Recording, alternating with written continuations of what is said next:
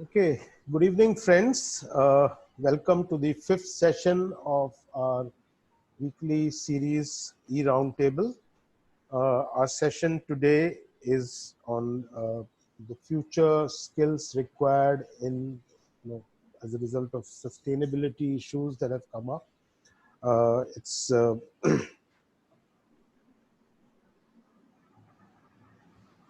it's titled "Sustainability: New Skills for Future Needs." Okay, our host for the evening is Namrata, who was with us last month on a different subject on the same theme of sustainability. Namrata is a director strategy and brand at Futurescape, and we have two panelists, Sharda and Debrat. Hi, welcome everyone. Thank you. Uh, Thank you, Salif. so that's about Namrata. Namrata has also written a book called Balance, which is the tagline is responsible business for the digital age, and that book is about strategies that businesses can adopt, for a sustainable future. You want to say a line about that, Namrata? Yeah, it's thanks so much, Salil. It's great to be here today. And before I talk about my book, I want to talk about the fact that Salil has also written a book. It's called A Chapter Out of My Life. And it's a very interesting book about the life stories of 9 people who studied with Salil. They were his batchmates in IIM Ahmedabad. And it's a fascinating book. If I were you, I'd pick it up right away. So Thank you, Namrata. Except that there are 19 stories. I think you read 9 of them. 19. Okay, I'm just pulling your leg. No, no, each one of them is very interesting. But so should I start, Salil? Yeah. And Okay. thanks for introducing my book. And happy that you liked it. And I'm sure, everyone who has read it has loved it. So thank you so much. Yeah. Great. So So let's go start ahead. with yeah, let's start with the session today. And the session's really all about the changing world. And why is the world changing? One, of course, is the fact that, we are in the middle of a pandemic. The second most important thing is that people are saying that the pandemic is a precursor to the kind of impacts that we're likely to see around climate change. Now, climate change is one of the most worrying things that we can possibly have to face. Uh, People realized this some time back, and of course, there were many people who looked at it very, very seriously. The Sustainable Development Goals, also known as the Global Goals, were adopted by the United Nations member states in 2015. And this was a universal call to action to protect the planet. And in addition, also to end poverty and to ensure that people enjoy peace and prosperity by 2030.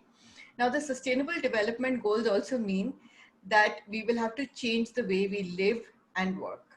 That basically ensures that there are going to be significant transformations that the world has seen.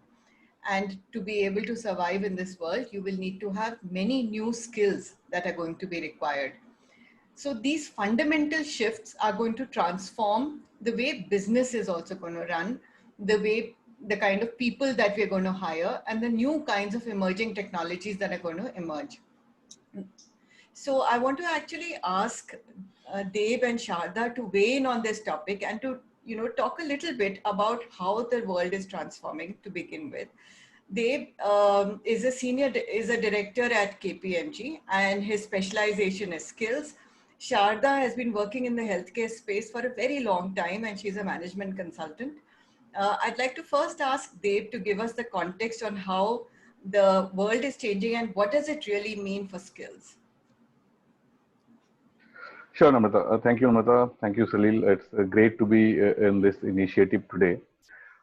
So it's an interesting topic. So I will start from looking from an organization's perspective, and then I will come from the skills part of it.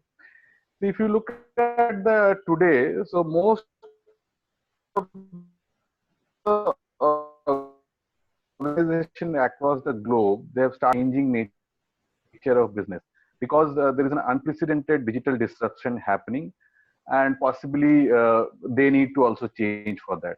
If I quote an estimate by the International Data Corporation, they expect that by end of this year or by 2021, 60% of all the enterprises, they will be implementing fully articulated digital platform strategies. And overall technology spending related to this is expected to be around 2 trillion by 2021. Now, what are these changes the organization should be prepared about? First, of course, is the organization level changes, which of course includes the innovative way to work, how they should maintain themselves or balance themselves with the current ecosystem requirement, creating a right employee base. The second aspect, which is even more important, that's a cultural level changes, creating a right mindset among people, creating an experiential learning platform for them.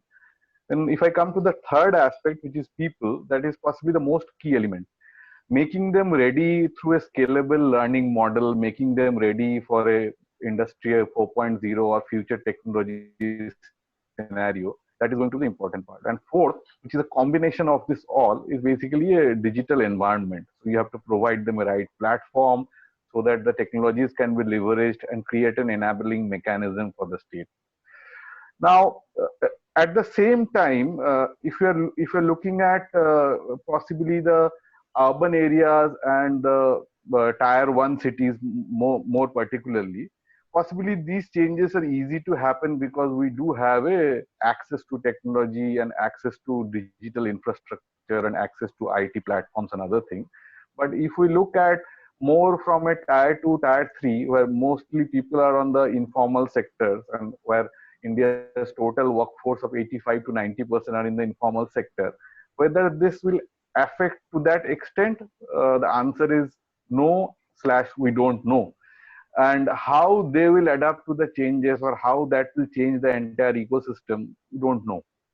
Now, most of the skill development related initiatives taken by government today or organizations are also taking on their own. This is again depends on more focused on a urban centric measures, or even if I talk about the core vocational education part, they're more focusing on the traditional sector. So from a preparedness perspective, there are a lot more to do. But yeah, time has come. Possibly what we used to call future of jobs or future of work 2-3 years back, we should not call it future of job because we have arrived at that point of time. I'll stop here and I'll request Sharda to give her thoughts as well before we delve into the issue. Absolutely. Yeah, sure. And Sharda is one of the few people who I know who's worked extensively in the rural areas. So, Sharda, I want you to sort of, give us a context of what does it mean, the future of work, and the transformation that we're seeing right now in those areas. Thanks, Ramnathan. Thanks, Deb. Appreciate the opportunity to share whatever I've learned. I've made the move from what was a typical corporate sector job to public health about 10 years ago, and been working in this field and seen so many changes from when I started in about 2011 to a lot of the field visits that I've done. For the part of this discussion, I'm going to keep it pretty much around the public health space because that's what I have been working on. And given the pandemic that's hit us, I think it's pretty much shown that something that is an epidemic, something that's a disease, can actually bring life as we know it to a complete standstill and requiring us to adapt throughout.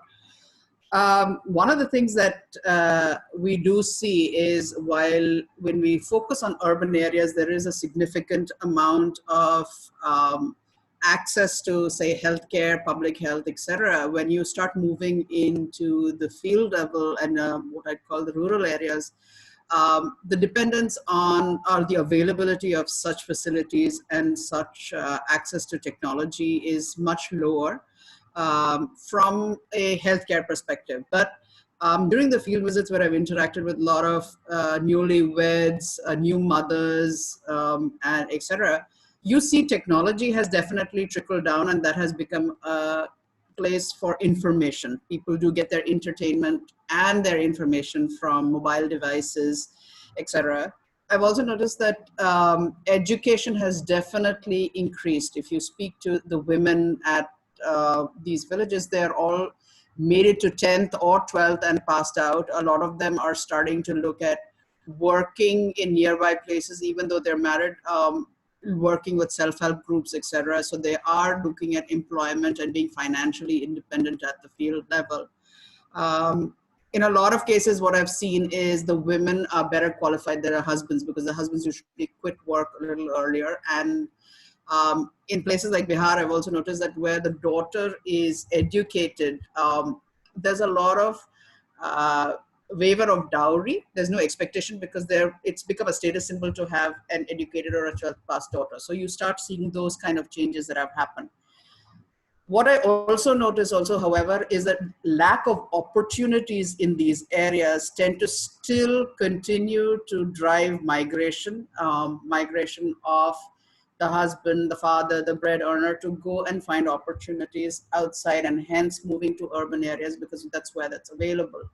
And the whole idea is, how can we make sure that we get opportunities and skills available at the rural centers, so that there is no crowding, and focus on urban centers and take opportunities, take business, and take productivity to the rural areas. So that's something I've definitely seen. And I think there's a phenomenal amount of opportunity if you can get things moving to that space. I'll stop here and we can go back to Namrata.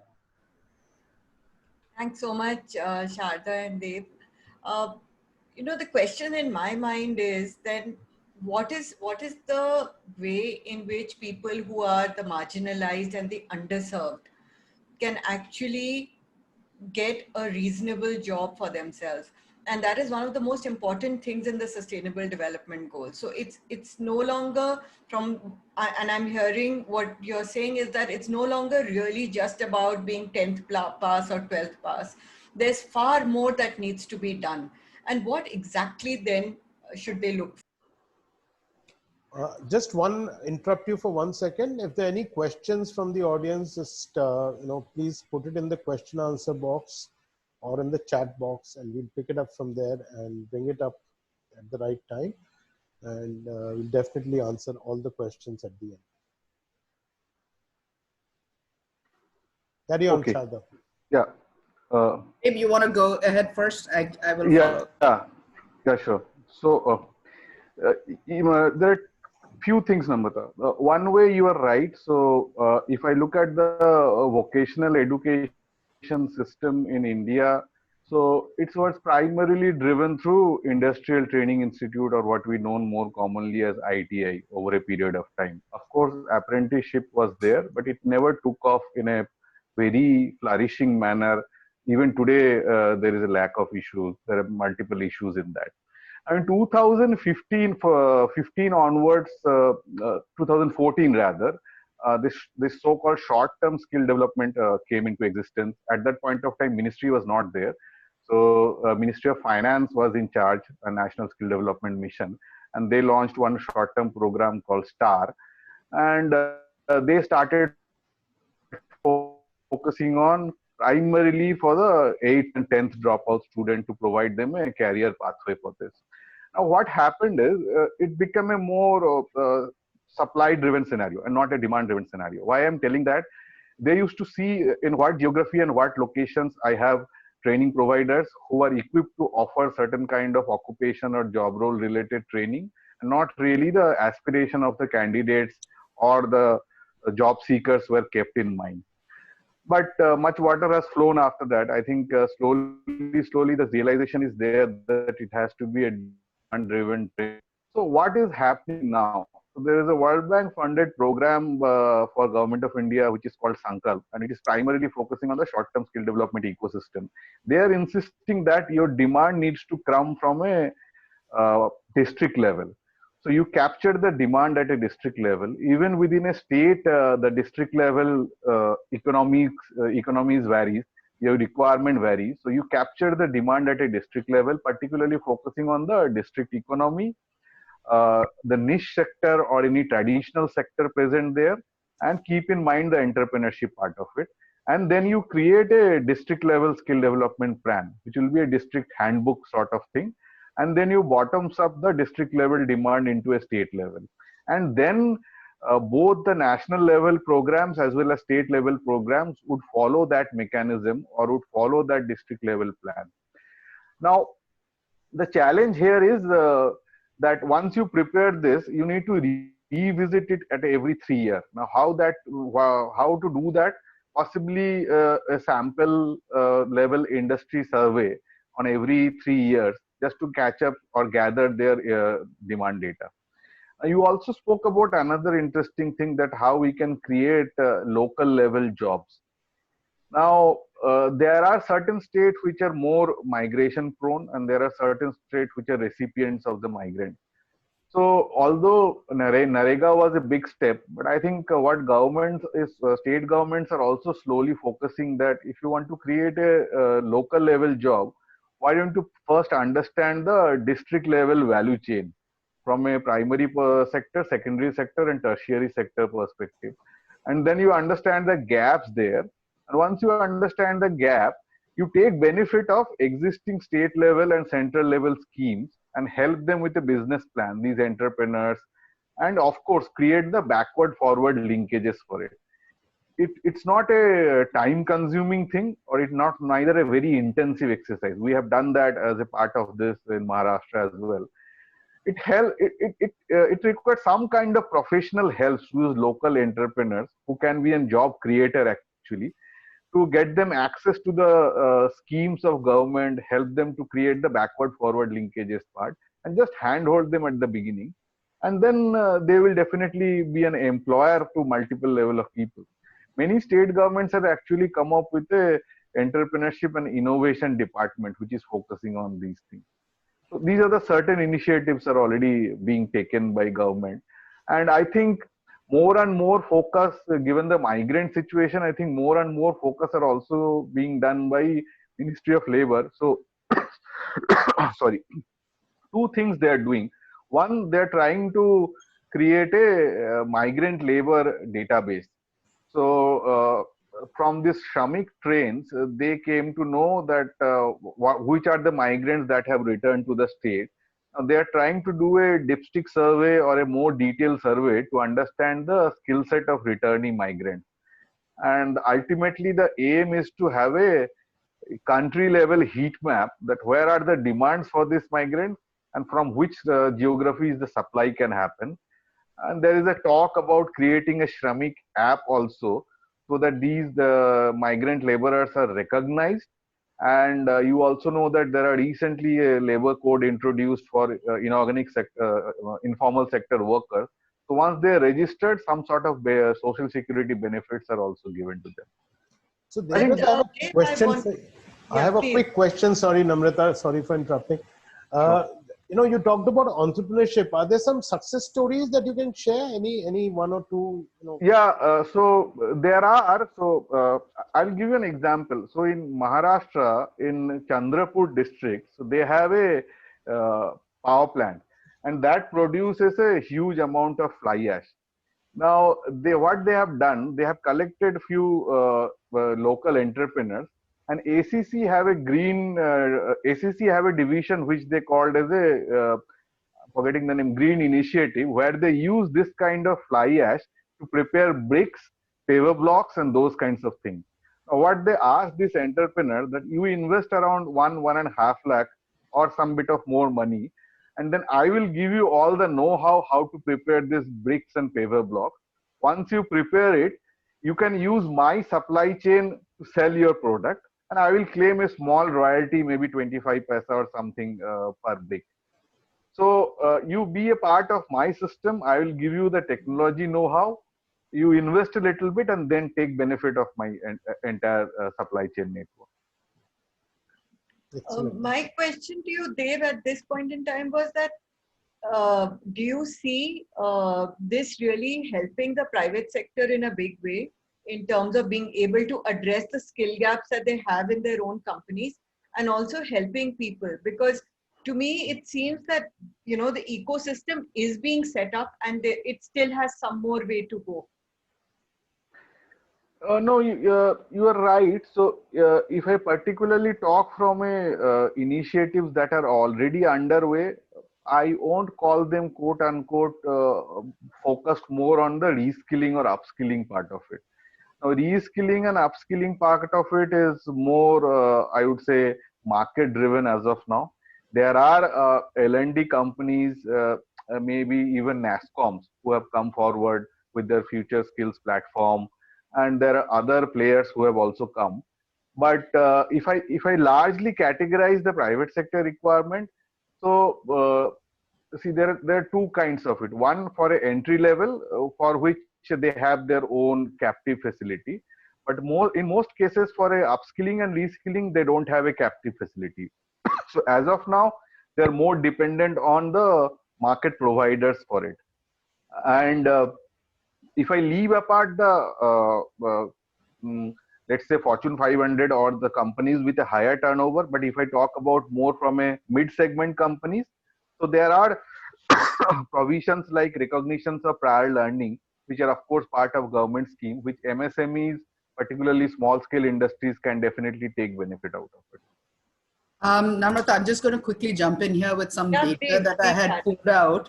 I think to get a context to, availability of, say, skilled labor or workers, when we look at some data that I pulled out from the NITI Aayog information, it says that, and this is about a couple of years dated because this document is 2018 end. It says India currently has about 5.4% of skilled labor, and comparatively to, say, the developed nations, someone like the US has got about 50%, Germany 75%, and South Korea has almost 96% of its workforce skilled in some form or the other, which is therefore input to the manufacturing or the service industry. Today, India's goal is to take 5.4 to 15%. So that itself is a huge task to create that workforce that's skilled. A lot of it today is happening, as they've said, that with private sector trying to sort of find their own funnels and training and educating and skilling people in their catchment areas and getting trained technicians or skilled workforce for their organizations. But it's not something that's happening across the globe. What really needs to happen is we've had this entire focus over the last 20, 30 years has been to get a graduate who's been looking for a government job. So we've made graduate unemployable people because they're educated but unskilled. That needs to really move to having a technical or a vocational training and make that aspirational, saying that, okay, I have a skill set that, and I'm also not looking for somebody to employ me, but really drive this entrepreneurial that I can set something up on my own and I'm not dependent on somebody else for a job. So, I mean, this whole move towards now entrepreneurship, that something like a Facebook or a Google or a OYO has done, is people have heard the success stories, but at a larger scale. We need to create many success stories of someone who even looks at setting up their own enterprise, which serves local areas, as a success story. So I think that real shift needs to happen from people looking for jobs to becoming job creators by employing themselves and those around them. I think and so that essentially, so it does not need to be digital skills. It does not need to be, it can just be what is that skill set that is required in that geography. There was a case in Bihar, again, I'm going back to a lot of my field visits, where there was a place where their export-oriented units are. And as and when they got orders, they would employ the local women and use them to manufacture. So it would be sporadic, but at least they were getting opportunities over there. So this person actually just set up a unit in the district where his family is, and not in this. And that made a huge difference. And because it was, I think, clothing or something, the women were getting employed, and it made a huge difference to the overall affluence of that area. So the focus needs to be, let's not look at, you don't need a BA degree or a BCom degree if you, at the end of it, you're going to stay unemployed or you're going to apply for a chaprasi's government job. It's that you can be a 10th or a 12th pass and set up your own skills lab. And, I will eventually come to the kind of need gaps that exist even in public health today, where even if they just fulfill those, because we're looking to drive primary health care and coverage in the rural, the non-urban areas, that in itself will be a job creation that could employ a lot of people, including women. So if you look at the sustainable goals of health and gender equality and creating a workforce, these three goals can actually be achieved by promoting more people moving into the, it's not just being a doctor. You can be a lab technician, you could be a allied health professional, and having your own diagnostic lab in a village can do so much, something that's extremely lacking today. So I give it back to you for us to move on. Very interesting thought, Sharda. I wanted to just ask you, but how does one enable this in healthcare? In healthcare, you can't really become an entrepreneur. So is this thing that, we want to create more entrepreneurs and so on, a little bit more of urban thinking or sectoral thinking? It's not necessarily applicable in many things.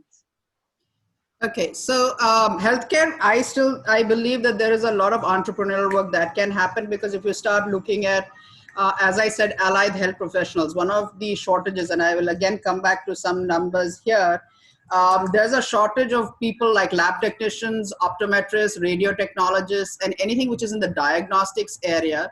And a lot of people, while e-medicine and telemedicine, which is becoming popular about, being able to see a doctor on video and getting treatment, that works as long as, it's a cough or a cold and they don't need any diagnostic tests.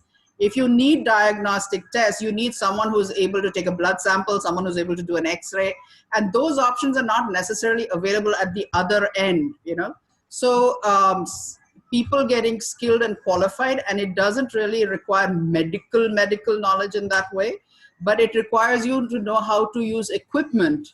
And so if you're able to set up, say, labs and set up diagnostic centers in the rural centers and away from the urban, you will find that there is a significant reduction of migration, because two things, money and health, is what is driving people to the urban centers. Today, urban centers have almost 4 times the doctors that rural do, more than 3 times the nurses that the rural do. And as a result, they're perforce made to go seek help. So I think moving health and healthcare and access to diagnostics and medicine in the rural areas will do a lot to have people stay in those spaces. It's not just maternal health, it's not just nutrition, the focus that's been there, but now you've got things like non-communicable diseases, lifestyle diseases, diabetes, hypertension, other things that people need treatment for, and that can be decentralized. That doesn't require people to, you don't need doctors for that. So that's all entrepreneurial in nature. Okay, understood. Dave, what are the other opportunities? And this I'm asking for a lot of the audience also, because they want to understand what are the opportunities in skilling. Is there an opportunity in training people? Is there an opportunity in setting up various kinds of institutions, and in which sectors?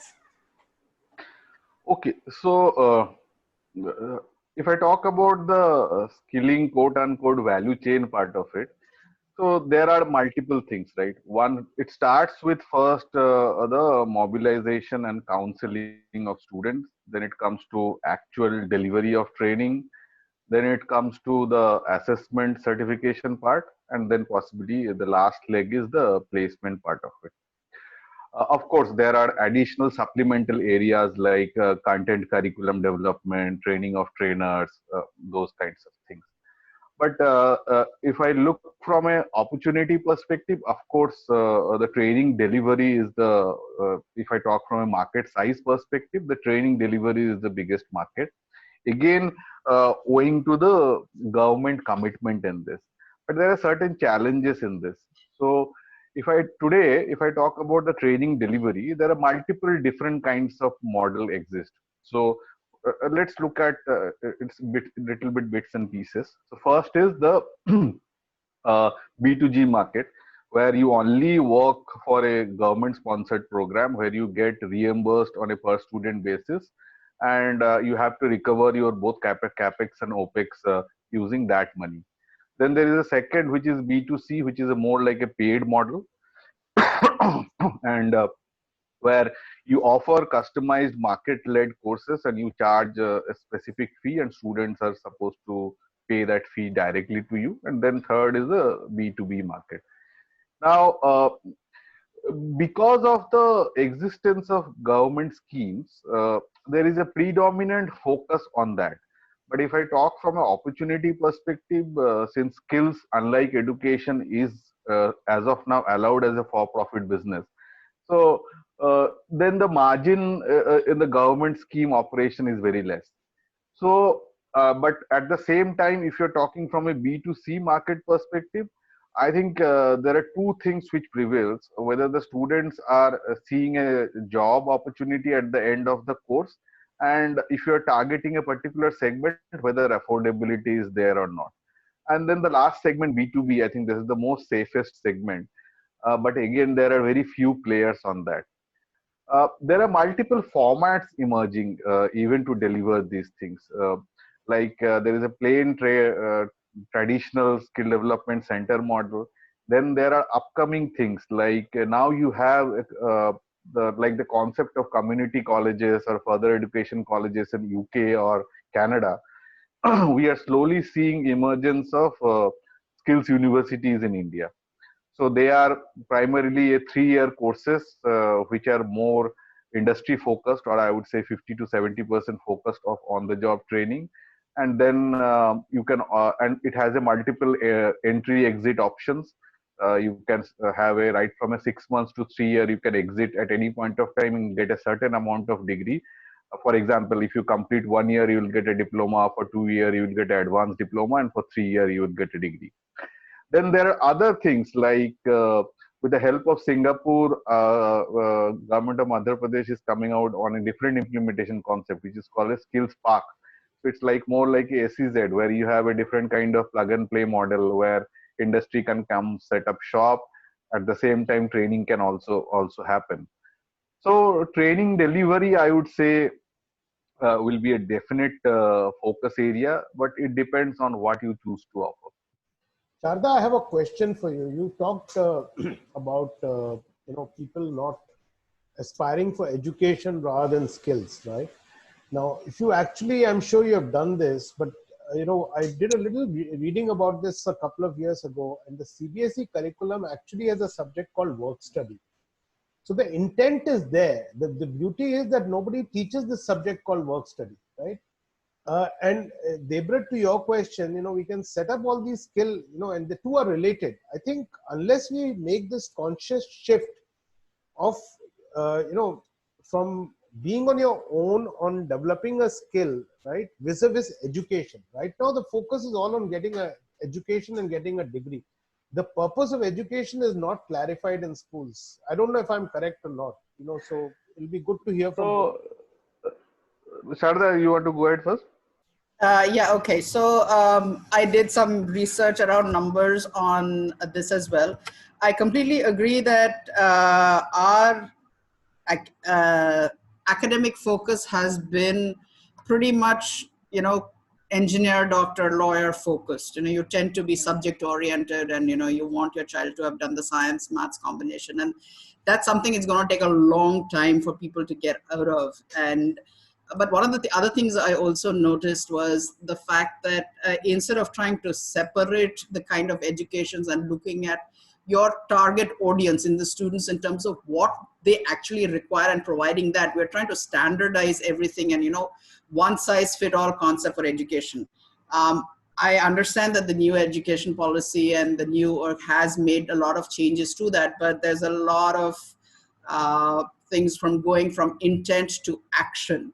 I do hope they're working on that, because one of the very important things is to move away from, say, textbook education to practical and more skilled oriented education. But one of the challenges also that exists is the fact that you don't have enough teachers available. I mean, again, if you keep an urban focus, everything seems fine. It's when you start looking at the non-urban centers there are huge challenges because even today there's more than 20% vacancies that exist in the government school systems alone. You know, there's a 25% absenteeism, 50% of the teachers are not actually teaching in classes. These are all the numbers that are pulled out of all these documents. And you find that if that's the situation, if you're not able to deliver education, be it textbook or skills education, you will still end up being, half-baked student, or, the persons who don't have those kind of skills.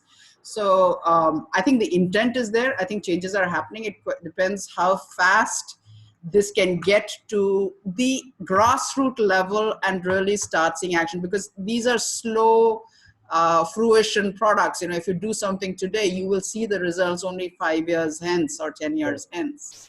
At this point, Sharda, I want to just get in Atul Bhatnagar, who's put up some really nice questions. He says, Atul, are you there? Yes, he's there. He's there. He's saying, I used to be CEO NSDC and the accountable executive for STAR. Job or no job, the objective was to certify and skill semi-skilled people. We could not wait for jobs to come, and then only we were skilling. Jugaad plus skills will lead to innovation. Certified skills will lead to India becoming a more productive nation, providing livelihoods at the village level. So should we wait for jobs or carry on creating a skilled workforce? Dame? Yeah, so I saw Atul in the attendees, and I was sure that some question could come from him. I worked with him very briefly. Okay, so good question. So there has always been a kind of debate whether the role of Ministry of Skill Development, or for that matter NSDC, is to skill people or to create to create jobs. There is this dichotomy is always there, that whether you will wait for investment and then skill people, or whether you go ahead and skill people. I think one point which Atul mentioned made sense, and I think that is the objective of the overall thing as well. See, we know that these investments will come at some point of time, and possibly jobs will also get created. But I think the overall objective of this entire STAR scheme, or whatever scheme PMKVY is currently going on, that was to kind of enable the people, or enable the students who did not have a definite career pathway, just to enable them to have an option to have a job or go for the self-employment opportunities. It's not necessary. In fact, Atul will agree with me, and he knows that even in case of STAR and PMKVY 1, placement was not a mandatory component of it. The overall objective that you enable or empower the child to have some amount of skills, so that either he can do something on his own or can be part of the formal or informal economy. Now, even if you see the placement today happening out of the skill program, most of them are happening in the informal sector, and very few of them are happening in informal sector. So from that perspective, I would still tend to say I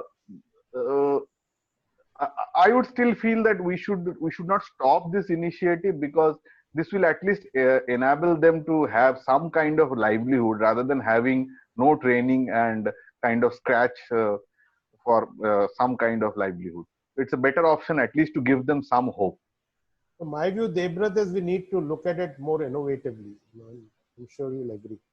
And if I add here, all I'd like to add is, I think one of the things we really need to do is move away from job provider, that if I get skilled, will somebody give me a job? Correct. I think skilling can also go to being independent, self-earners. I don't know. It keeps coming back to that. You're always looking for someone to give you a job. I think there are enough skills that can be made into where they can begin their own enterprise. And somewhere, I think that's what the financial or maybe the technical support to start a business or start an enterprise around these skill sets is something. Then you're not looking for somebody to provide you a job. I think that's what also needs to happen. Can we create a skill set of independently earnable people? Okay. So there's one more question. Has the time come in India for a local language digital interface? I guess the answer is yes. We'll move on from there. We have, Atul has also mentioned a couple of, freelance jobs that are there in healthcare. He's talking about GDA, home aid, diabetes educator, iMitra, etc. There's a question from Pratyush. How do we maintain employee sustainability for multiple job skill sets and team management roles versus high technology investment in organizations and COVID pandemic situations? To achieve business viability and profitability, sustainability, how can we maintain consistency in employee experience and job security hand in hand? I think that's not something that we are discussing exactly. today. I think it's a little beyond the scope of our current discussion, Pratyush, but we'd be happy to take that on at some other time because that's a session in itself. So Pratyush, please feel free to reach out to me or to Namrata if and we'll be happy to give you an answer if you're seriously looking for something, or we can point you in the direction of some correct material in that. Kashif, what steps can be taken to prevent the skill delivery process from transforming into doctor, engineer, lawyer, coding for kids mode? I think Sharda just addressed that where she said that, it's not just, and one point that she also mentioned was that it's skills plus the ecosystem, right? People have to, there is also a mindset change where you are saying that, fine, you've been skilled and now become an entrepreneur. Nobody just becomes an entrepreneur like that, right? You need somebody who will help you buy the equipment that you need to become an entrepreneur, the space that you need, the initial funding that you need, and also the mindset shift in people and in the entire ecosystem that, when you are starting out, so everybody may not be interested in setting up a, large business, but even a small business, we should be able to enable that small funding for somebody to be able to set up an entrepreneurial business. Just to give an idea, I remember hearing a promo from the Delhi government education system where they actually encourage students who had a business idea with a 10,000 seed fund to be able to action some of their ideas into a thing. So so it's not something that needs to be big. There are various initiatives, but somewhere, for example, franchisee systems exist today where a lot of, say, whether it's cafes or any of these who are setting up franchises, which are giving you the tech and the know-how to start a business. That just needs to sort of trickle down into other areas which are more required in the rural areas, and then just, and create that ecosystem there. I'll give you an example also. For example, one of the areas that we were looking at is manufacturing of sanitary napkins. And of course, Padman and everything made it very popular. This is something that's been happening through self-help groups, and they've been using it to create money. And one of the biggest challenges they have is, one, the availability of money to invest in raw material and then be able to maintain quality standards, etc., which is required in this space. It's getting very popular, but scale is an issue. Quality is an issue, especially hygiene, etc. So if you can just create that infrastructure to scale these up into, so it's employment generation at a rural level. You can set up more formal setups instead of being, gathering around in a person's house, and making these actually create a more formal setup for manufacturing of this. And it addresses employment, it addresses gender equality, and it creates and the skill levels required is not that high for these kind of jobs. So I mean, that's where we need to go. Stop looking at job employability, but more in terms of being able to fend for yourself. So Sharda, I completely agree with you on this. We need to create meaningful business models and populate those business models amongst the people rather than in mass skilling is my view.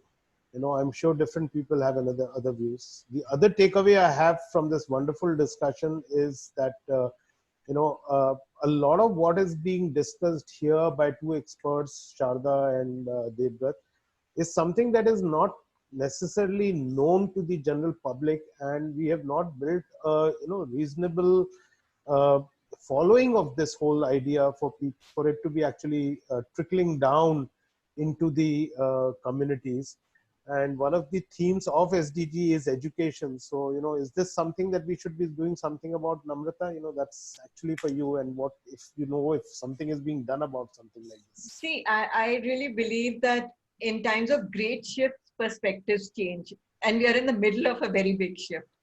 And this is the point in time where we can drive new processes, new systems, because this is the point in time where we are reprioritizing everything.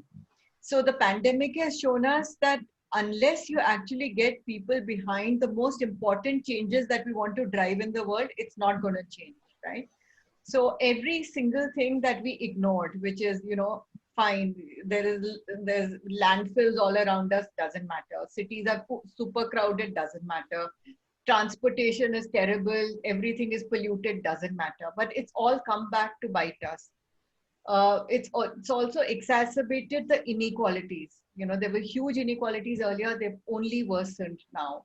So I think this is perhaps a time where we can drive change at scale. And education and skilling perhaps is one of the biggest demands at this point in time. Okay. So I'm going to stop here. I know this has been a very engaging discussion. But in the interest of time and in the interest of trying to finish on time, I'd like to say thank you to Sharda and Devdutt and to Namrata for, hosting this panel.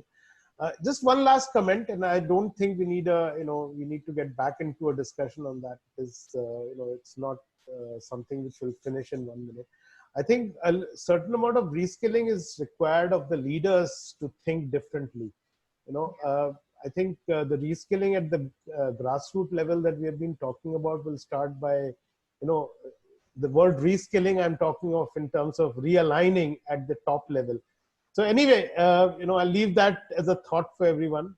With that, thank you once again. We'll be back again next week with one more session. Our next session is planned around supply chain management. Supply chain has been actually, has innovated very rapidly in the last few months of COVID, and many new strategies are emerging. And we're trying to get a few interesting people to talk about how some of the changes have happened. Thank you once again and look forward to seeing you next week. And thank you for everyone who has joined. Hopefully we have been able to take up all the questions. If any are left, please feel free to reach out to me or to Namrata. Thank you very much. Bye. Thank you so Bye. much. Thanks, Bye, Pradeep. Sharda. Bye, Thanks, Dev. Sharda. Bye. Thanks. It was a Namrata. pleasure. Bye. Bye, Bye. Salil. Bye.